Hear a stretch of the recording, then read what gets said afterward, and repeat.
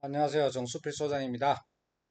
오늘은 본강의 5강 창업을 시작하기 전에 창업에 대한 이해의 중요성입니다.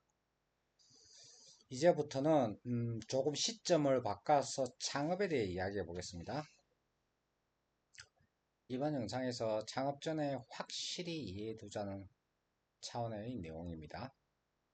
먼저 우리가 흔히 말하는 창업에 대한 장점과 단점에 대해서 이야기해 보겠습니다. 장점부터 먼저 말씀드리면 창업의 장점은 이 리스크를 스스로 통제할 수 있다는 겁니다.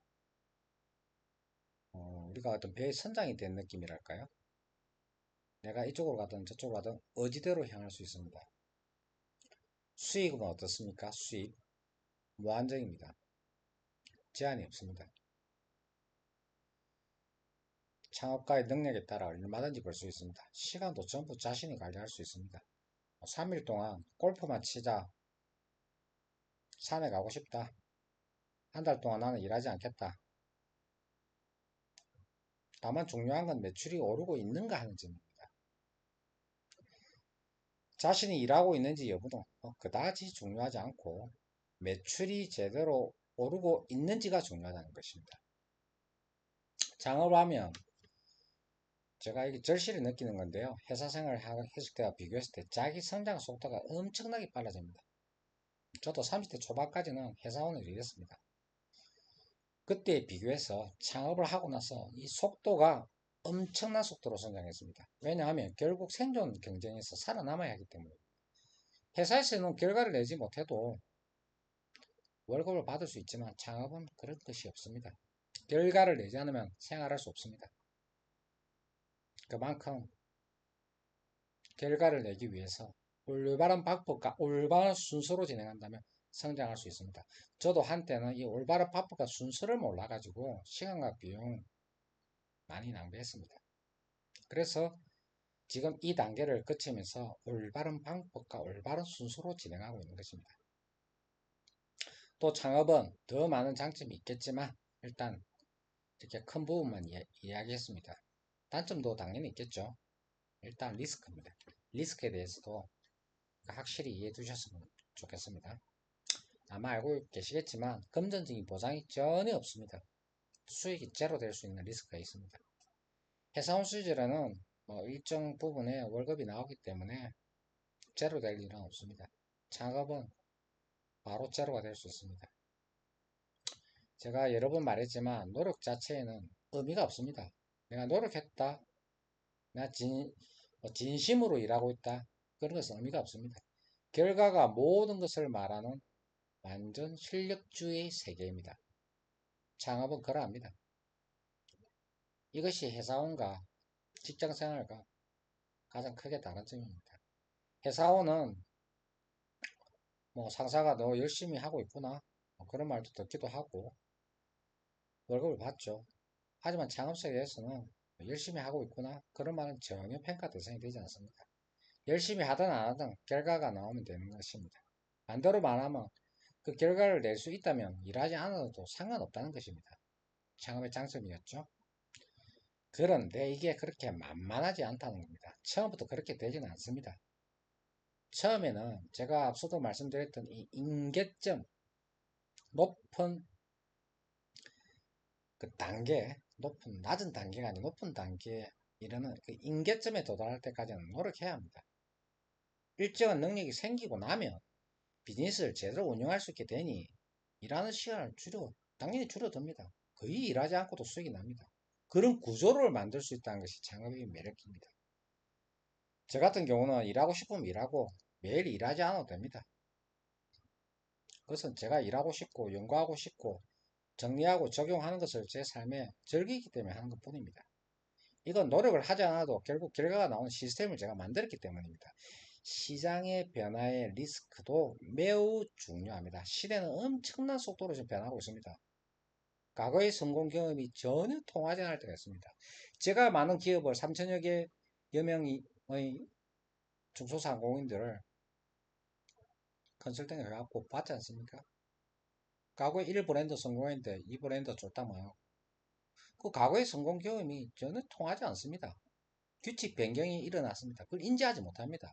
그래서 예전에 이렇게 잘 되었는데 그 과거에 머물러 있습니다. 전혀 통하지 않게 되는 경우도 있습니다. 그런 시대의 변화에 자신을 적응시켜야 합니다. 제가 입문편에서 이 마인드셋 입문편에서 말했던 이 고속 학습 멘탈과 언러닝 기술 기억하시죠? 그 두 가지가 필요합니다. 그러니까 꽤 유연한 사고가 필요합니다. 이것이 없는 사람은 과거의 성공, 과거에 했던 그 경험에 갇혀서 그 경험도 좀 근거가 명확하지 않아요? 그냥 감이죠, 감. 근데 시대가 바뀌었는데도 같은 일을 계속하고 있고 매출이 하락해도 바뀌지 않습니다. 그런 분이 너무 많습니다. 그렇게 되면 큰 문제가 되기 때문에 세상의 지금 니즈가 원칙가 어떻게 변하는지 자신이 거기에 제대로 맞출 수 있는 능력과 그 의식을 하고 있다는 것이 중요합니다. 그리고 또 하나 경쟁자가 너무 강합니다. 그 경쟁자가 강하다는 점을 우리가 인식해야 됩니다. 창업을 하고 뭐 이거는 거의 정글에 그냥 들어가는 그런 느낌입니다.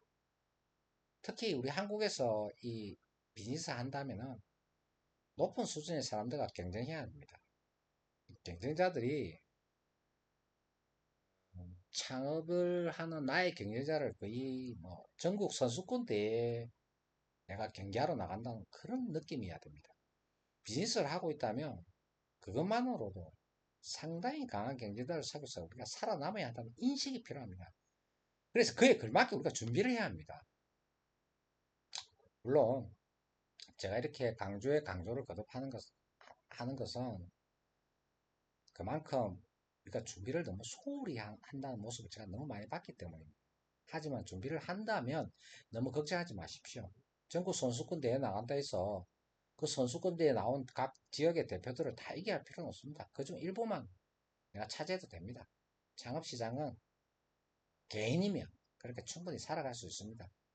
제가 뭐 조직을 엄청 많이 거느린 큰 회사를 운영한다. 그러면 다른 식구들이 많지 않습니까? 회사원들이. 그러면 또 게임이 규칙이 달라집니다. 그렇지만 우리 1인 기업 창업자들, 중소업체들은 특히 1인 기업가들은 월 순이익 1000에서 2000만 원 정도만 우리가 100세시대를 대비해서 벌어가도 괜찮습니다. 물론 경쟁자는 강하지만 그 점을 우리가 이해하고 나의 비즈니스 모델을 포지셔닝을 잘 잡아서 비즈니스를 운영하면 결과를 낼 수 있습니다. 중요한 것은 경쟁자가 만만하지 않다는 사실을 알아야 한다는 것입니다. 대부분 사람들은 그렇게 주의를 관찰하지 않습니다. 상대가 얼마나 강한지 모른 채 본인의 일만 하고 있습니다. 그렇게 하면 그 경쟁자들과 싸워서 이길 수 없습니다. 저걸 제대로 알고 경쟁자를 제대로 알고 그들과 자신이 어느 정도의 갭이 차이가 있는지를 파악해서 내가 그곳에서 싸우면 이길 수 없다면 다른 곳으로 가야 합니다.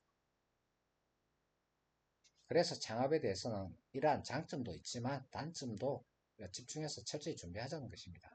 사람들이 자칫 장점만 보고 잘 될 때의 모습만 주변에 살펴본다면 대부분 그렇게 많이 하고 있습니다. 실패하시는 분들이 이런 경향이 있습니다. 저는 항상 최악의 상황을 고려해 보려고 합니다. 30대 독립한 이후로는 언제 어떤 일이 벌어질지 모르기 때문에 최소한 이 정도까지는 지금 상황에서 지킬 수 있도록 하자. 그 리스크 헤지를 해야 한다고 의식하고 있습니다. 그 이후로 비즈니스를 안정적으로 운영할 수 있게 되었기 때문에 이런 위기 관리나 이를 철저히 우리가 의식을 하고 있다는 것이 중요하다는 점을 공유해 드립니다. 꼭 기억해 두세요. 다음 시간에 뵙겠습니다.